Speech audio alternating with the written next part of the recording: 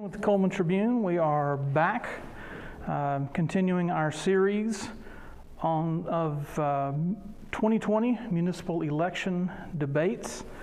This is the last one for this day, for this particular Saturday, and we are meeting with the candidates for mayor, our incumbent mayor, Woody Jacobs, and challenger, Mark Bussman.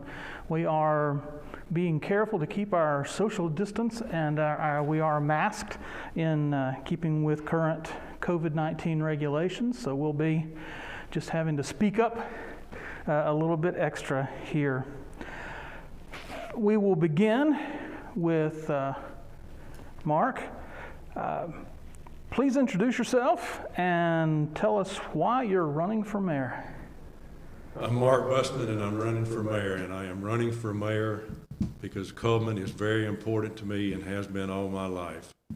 I am a graduate of Cullman High School, a graduate of Southern Benedictine College. I'm a CPA. I have audit experience in governmental accounting. I have audit experience in governmental finances. My family is all from Cullman. Julie and Tyler just moved to Huntsville. Tara and Barrett live in Cullman. John Bussman and Emily live in Cullman. And Cullman is important to my entire family. I have served on the Cullman Regional Medical Center Board. I have served a long time on the City of Cullman Industrial Development Board. And I was elected for one term to the Cullman City School Board and chose not to run for re-election. This is an important crossroads in Cullman, and I would appreciate your consideration August 25th. Thank you. All right. Mayor Jacobs. Thank you. I'm running for mayor to continue the pillars of the campaign that I currently have, which are infrastructure, public safety, education, quality of life, and economic development.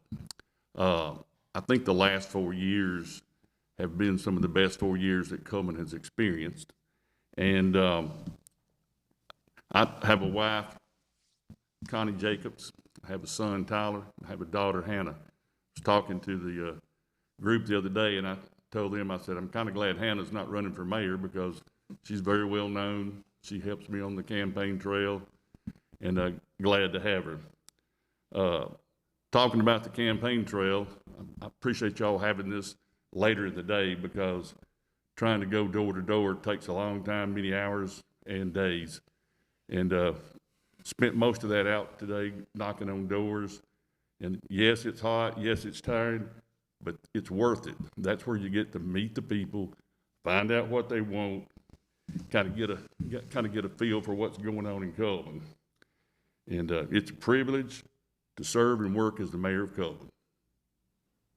All right, we will get on into our questions, and we will start with you, Mayor. Cullman is growing, and our school buildings are not. Do you think the city of Cullman does enough to fund education infrastructure? If not from the city, explain how the Cullman City School Board could fund expansion. Well, currently they have some expansion plan. They have some funds available for that, and we've met with them a couple times on some of their current plans. It's adding on to the up at the primary school. We're working with them to get a road out the backside onto Oak Drive to alleviate the traffic problems that's created in the morning. Anybody that's ever gone up there realize it's one way in and then the same way out. So once we work with them on that, they'll be able to come in and get out and get rid of that traffic jam that they now experience. Funding primarily comes for brick and mortar through the sales tax.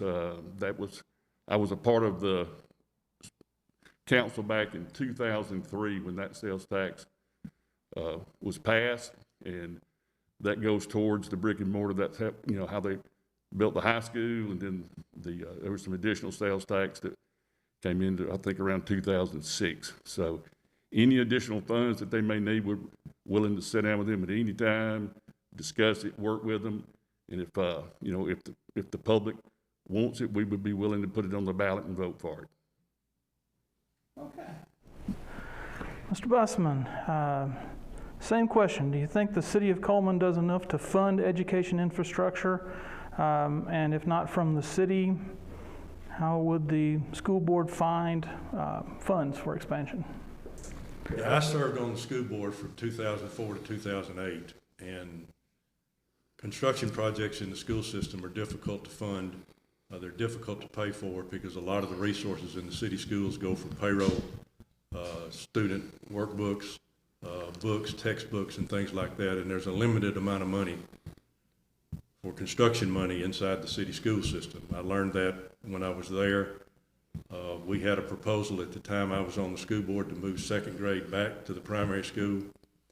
We sat down with the city and asked them if they could help us with that project, and at the time we were told that they could not and would not, and that project now has gone on 14 years before finally we're getting some traction on moving the second grade back to the primary school.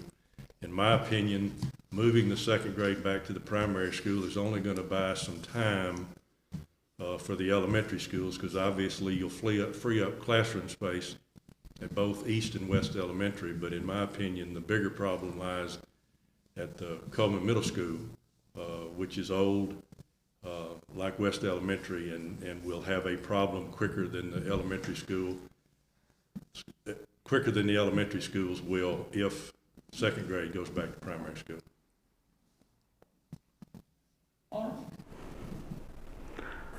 And our next question will come to you first, Mr. Bussman. Reliable and sufficient broadband access downtown has been an issue that many businesses have expressed concern over. Do you feel that it's a problem? And if so, what do you feel is the best way to address that need? The broadband service providers in the city of Cullman are under franchise agreement with the city.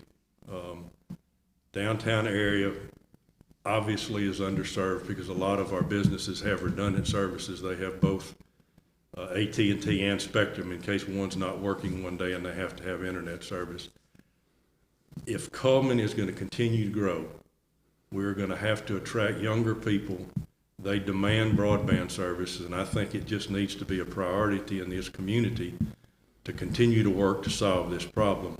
And I'm not altogether sure, but maybe the solution is the Cullman Electric Cooperatives sprout, which they've got it out there, and I think it may just be a question of sitting down with the Cullman Electric Cooperative and figuring out how they can get it inside the city limits of Cullman.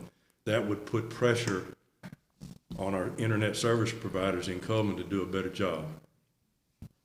Okay. Mayor Jacobs. Well, we are fortunate to have two providers.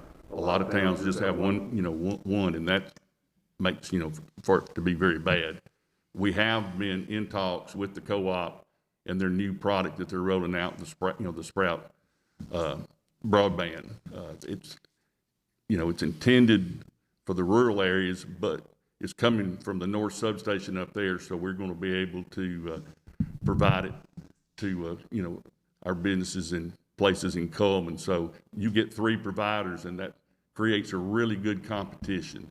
And anytime, in America, you get good competition, you get better prices and better service. Can I add one other thing to this? Yes, sir. The other situation we have is we have people, especially now that we've had issues with virtual learning at the schools, that don't have proper internet service. And that's another situation that we've got to figure out how we're going to solve, because we have a group of students in the schools that are getting further and further behind when they go virtual because they don't have the same access that everybody else does in the community. Anything else from you, Mayor? No. Okay. All right. And Mayor, we'll start with you on this next one. Paving has ramped up around Cullman this summer. Lots of folks claim that it's because it's an election year, but the city has said it's because paving equipment has been acquired, making it easier and more affordable for the city to do paving. Do you feel that equipment was a good investment, and why or why not? Obviously I do. kind of looking back, historically at paving in Cullman, we looked at the previous 4 years, and I think 10 streets or roads were paved. During this 4 years, we're at 75, and next week we'll be, adding some more. That did not happen by chance. The first 2 years, got a little frustrated about paving because, you bid it out, you get your contractor, and then we had a really good contractor. I don't want to name their name, but they were great. The problem is they had a lot of interstate work, and every time we'd say, all right, we're ready to pave, and I said, we'll be there in 3 or 4 weeks, but we can only be there about 5 days. So in talking with the council, I said, look, if we're going to pave, we're going to buy some equipment and train our guys. So I think last summer, middle of summer, after we ordered the equipment, it took a few months to get here, and then we got them trained up. Since then, we started at some of the back streets and alleyways to train them around town, and then we've been able to accomplish a lot of paving. And, I think it was a great investment because we can do it cheaper and get a lot more bang for our buck. All right, Mr. Bussman. Yeah, I think it was probably a good investment. Obviously, we've gotten more roads paved this year than we have in the past. It just seems like if you go back and look historically, we're paving more roads right now than we ever have before. My biggest concern about paving is the roads that provide access to our new developments in Cullman, like the East Hansville Highway, Deer Trace, the Meadows out. It just seems to me that we're putting more traffic on roads that are not designed to have access and to be used to the extent that they're being used.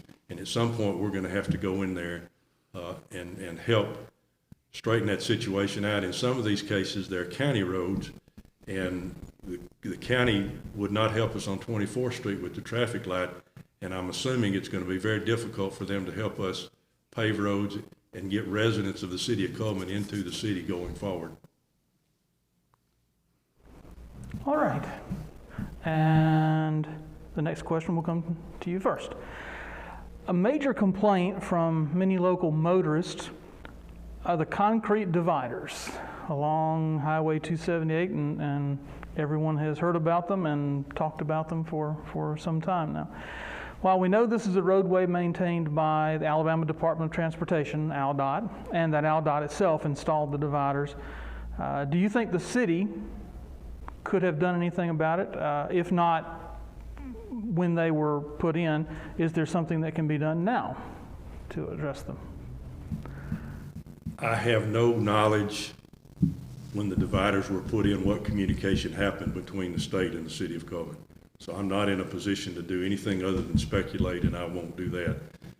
At this point, with the dividers, anything that would be done obviously would have to be communicated to the state of Alabama, and I'm sure you would have to have a decent reason as to why you would want to change the barriers. I'm sure they were done to prevent accidents, but it did hamper some emergency services, and if something needs to be done, it needs to be looked at, and then obviously would have to be communicated with the state of Alabama to see if we can make some adjustments in those barriers. Mayor Jacobs. Yeah, I mean, Mark is correct, on what he's saying about the barriers. Unfortunately, they were happening right when I became mayor. We tried, Paul, his brother was senator then, we tried unsuccessfully to get them to alter them just a little bit for some emergency access, and but they were too far down the road. It just wasn't going to happen. But the way that we're trying to alleviate them now would be a great plus for Cullman. And recently we've got 157 project bid and let. It's going to happen. It's going to become a reality. And we had already been working on the 278 access. So, like I said, the best way to make them go away is to 4-lane 278, build a new bridge at St. Bernard and tie it in all the way to East Point, and then we have no concrete barriers. All right. Let's see. The next question will come to you, Mayor. Okay. Do you believe that the city was transparent enough in its planning for the new RV park at the borough property off County Road 222? Yes, I mean, it was brought up at council, different times, Park and Rec, at their board meetings at different times. It came before the Planning Commission. And, it just kind of was odd that one person all of a sudden kind of came up against it and, kind of stirred up a little bit of, media there in the short term. But it's like a lot of other, projects that we have, we didn't necessarily have public involvement meetings on, on something like that because it was a park, and it had been well received, from the council, and what meetings we had in the Park and Rec and the meetings that they had, and there'd been a lot of research gone into putting that in. We went around and looked at numerous RV parks in other places. That land was, given to us, had to be used for a park, and that seemed to be a natural fit, something that would not cost the taxpayers money, but make the taxpayers money. Mr. Bussman, thoughts on the RV park? Again, I think the RV park is a good thing. Obviously, everybody that had input in it thought it was going to be a good thing for the city of Cullman. And again, I think the primary benefit to the city of Cullman is what Clint said earlier today. Anytime we can bring outside revenue into this community and outside people into this community to spend, it helps our tax base, it helps our businesses, and it is just a win-win for everybody. And whether it was done properly, not properly, at this point, that's not for me to say one way or the other. All right. Our next question will come to you first. Mental health has been on a lot of minds and in the news across the country recently. It is something that the news has shown impacts our community a great deal. Do you think Cullman does a good job addressing that issue? If not, how could we do better? I think Cullman addresses the issue in little different areas, and primarily when we reduced the number of mental health beds in the state of Alabama, it affected every community in the state of Alabama. Obviously, the state is going to have to correct that one day if that's going to happen. My concern is that mental health patients either wind up in jail or at the emergency room, and both situations cost us a tremendous amount of money, especially at the hospital. And these people do not need to be in jail. We treat them at the hospital. We can't keep them overnight because we don't have a CON for mental health beds. And so what we do is treat them, stabilize them, and turn them back out on the street. And if they have no family to help them, if they don't have people or a network to make sure they take their medicine and do what they're supposed to do, they wind up back in the emergency room or back in jail. And I don't know that we can, any foot you move that ball is going to help mental health. And I think at some point we just all need to sit down and compare notes and see if we can find some ways to help each other to kind of reduce that cost, because that cost leaving our community is going nowhere. It's just a cost that leaves, and it never comes back. But it's spending money that obviously as we go forward, money's going to be tighter and tighter, and anything we could save there would be a great help. Mayor. Well, mental health, that's the tough one. And we don't, get to play a large role in that.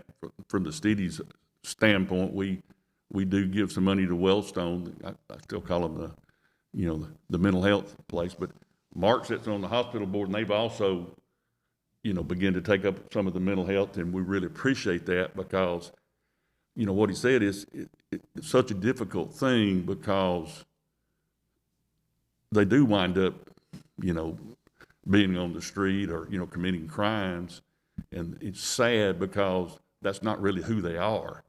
And there's, from the state perspective, there's just not enough money and there's not enough beds. If you had somewhere you could put them, in the short term and, treat them and get them, back to a more stable condition, it'd be such a wonderful thing. And so hopefully, if the economy stays good, the state can get enough money to come back and help in these communities, because it's a real problem. I mean, it's a problem in Cullman, but some of these big towns, it is a real problem. All right. And our next question will come to you. Cullman police officers and firefighters are some of the most at-risk citizens when it comes to coming in contact with individuals who may be COVID-19 positive. How does the city support them? Well, as soon as this started happening, we had some involvement meetings with, Alabama Public Health, the sheriff, ourselves, the hospitals. We all got together and we had, these, I call them team meetings, trying to figure out where all this was going, because it was all new and scary, not only, for the community, but for the providers. The city was able to secure a couple of specialized pieces of equipment that worked, that you could sanitize ambulances and rapid responders, vehicles and things like that. Took us a few weeks to get them. So, if they handle a COVID patient there, they can sanitize it, not hurt the electronics. And even though those things were over $10,000 a piece, we felt like that was a very good investment. And we've shared them a few times in situations where people had some problems. We also got another piece of equipment that we have shared with the wellness and aquatics, so they can keep it sanitized as people work out. But we have very strict protocols. If we have someone that comes in contact, then we quarantine them. We continue to pay them, and but we're very careful about keeping them apart. All right. What should the city be doing, or what more could the city do? Well, as long as they've got the equipment they need and they're being as careful as they can be, it's an unfortunate situation. Our rapid responders, fire department, police department are in harm's way, just like the nurses, ER people at the hospital. And again, I think the only thing you can add to the equipment and what they're already doing is communicate when someone has been around somebody that's positive, so that at least we can trace it back and notify everybody that was in that chain that they may have been exposed to COVID-19. But it is a very difficult situation. It proves how contagious this is and how serious it is in this community. All right. And the next question will come to you. After years of planning and work, water from the Duck River Reservoir is now flowing to the city water plant. Looking back over that, do you feel the project was handled the best it could have been? I don't know where you would have made changes in what was done. I made the statement at the time that project went under construction. Before it's over with in the United States, there will be ghost towns because of the unavailability of water. That Duck River right now is going to be one of the most tremendous assets we've got in this community, because we've got water, and when people start running out of water and don't have the resources, they're going to have to find a place that has the resources. Now, it's everybody's understanding and everybody's aware of the fact that there's a leak out there. To what extent it is, I don't know, but the lake filled up much, much faster than it was supposed to. Obviously, there's a legal situation going on now between three people that ultimately the city of Cullman has. I don't think it affects the city of Cullman. I don't think the city of Cullman has any liability in this right now. I don't know whether the leak will cure itself over time or what the result is going to be, but Duck River is one of the greatest things that's ever happened in this community. All right. Mayor. Mark is correct. Water, without water in the future, you'll be nothing. And we're fortunate here to live in a part of the country that there is a lot of water. We were unfortunate because we weren't like other parts of the state. We could just dig some wells and have access to water. We're on, the geologists say we're on some kind of a plateau where that's just not, part of it. So without building another reservoir, we were going to run out of water.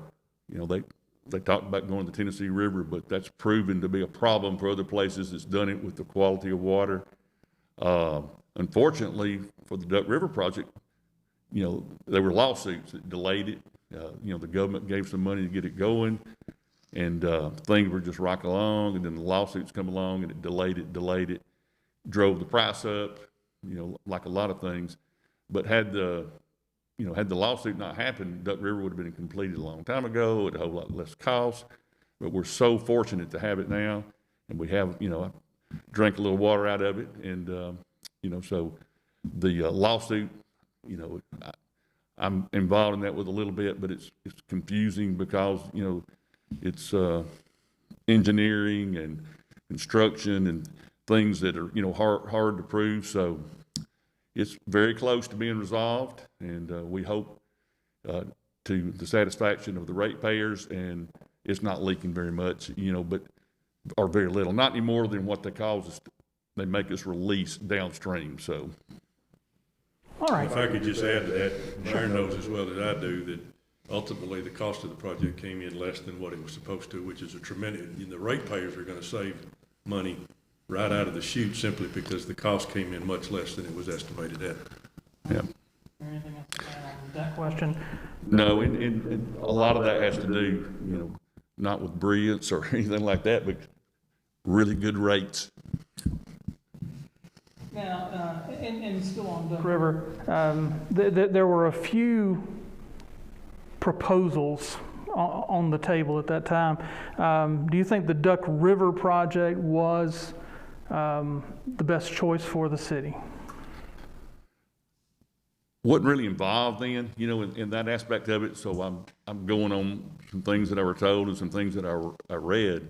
But according to the Corps of Engineers who, helped guide the project early on, they said that the Duck River basin there was one of the best dam sites, in reservoir sites I'd ever seen.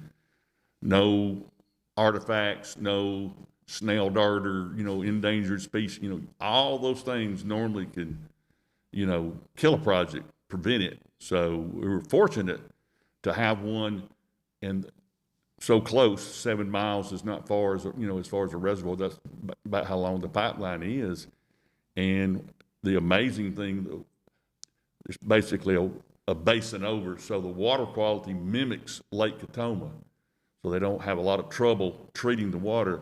So far, we've been fortunate. Some of the water that we get out of Duck River is better and cleaner than what we get out of Catoma. Not that Catoma water is dirty, but it's just a better water quality, so you have less treatment costs, which relates back to, to the ratepayer again. Mr. Bussman, was Duck River the best choice? I think it was the best choice, and I'll say that for two reasons. The first reason is the cost of pumping water from the Tennessee River would have been prohibitive, and it would have kept increasing every year, year after year after year. That was a cost that could have never been controlled.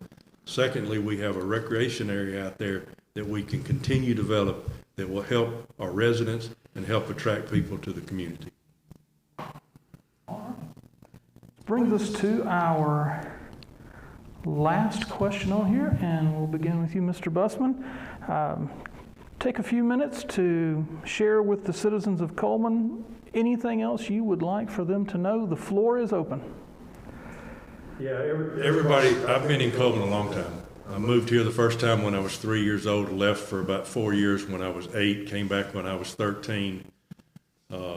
My family story, there were people in this community that went to my mother and said, you need to come back to Cullman. We had 5 kids. I was the oldest. I was 14 years old. And she brought us back to Cullman, and it has been the best thing that has ever happened to my family. My mother always taught me that you have to give back, you have to give back, you have to give back. And that's what I have tried to do my entire life, because everything that I am, everything that my family is, everything that I have become, I have a debt of gratitude to the city of Cullman and the people in this community for helping me and helping my family and helping my mother raise 5 kids without a father in the house. And I will always be grateful for that. I appreciate everything that everybody has done for me. All my positions in my campaign are out there on my website. My platform is out there. I would just humbly ask for your support August 25th and vote for Mark Bussman for mayor. Thank you. Mayor Jacobs, Okay. you get to close us out. All right, thank you. My Christian beliefs have always led me to compassion and hard work. And this is how success is grown and nurtured. I will run on my record. Doesn't matter. I mean, you have to, because you can't hide from your record. You know, Cullman's a small town. It's out there. I may not, you know, have the most money behind me, and that's nothing against Mark. I'm not saying he does. I'm just saying hard work wins out, and that's what, you know, I'm known for. I go out on job sites a lot. If there's issues, I go out with our engineering department and I, you know, see what's going on, so my shoes stay dusty and worn quite a bit. And I don't think Cullman wants a mayor of any other sort, and I think they want one like that. And I believe I'm that guy. I think the last 4 years kind of speak for themselves. We've been very fortunate. We built on the backs of our, you know, predecessors. You know, it's not necessarily just this council or me as mayor, but we've been very fortunate to have the largest economic growth ever in the city of Cullman. We hit the lowest unemployment rate. Right now, that's not necessarily the case with COVID. It's kind of back up. But we've been very fortunate to be able to refresh our neighborhood parks. I think Steeplemeyer, I've got them written down here, Culpeper, Carroll Acres, Engle Park, Art Park, and we got a grant we're fixing to bid in East Smith Park, that where the pool used to be, so that's going to be a great park for that neighborhood. Our paving for progress has shown a lot of success. Most money ever given to schools in 4 years, and the largest grant that Cullman's ever got. The city was able to procure a $14 million grant to pave 157, and that's fixing to happen. We've got 2 new bridges thanks to the flood, and I pledge to continue my 5 pillars that I spoke of earlier, and I pledge to continue to work for the people of Cullman. All right, gentlemen, thank you. Thank you, Greg. We appreciate y'all doing this. It's been Great day. Thank you. This has been fun. Yeah. Thank you.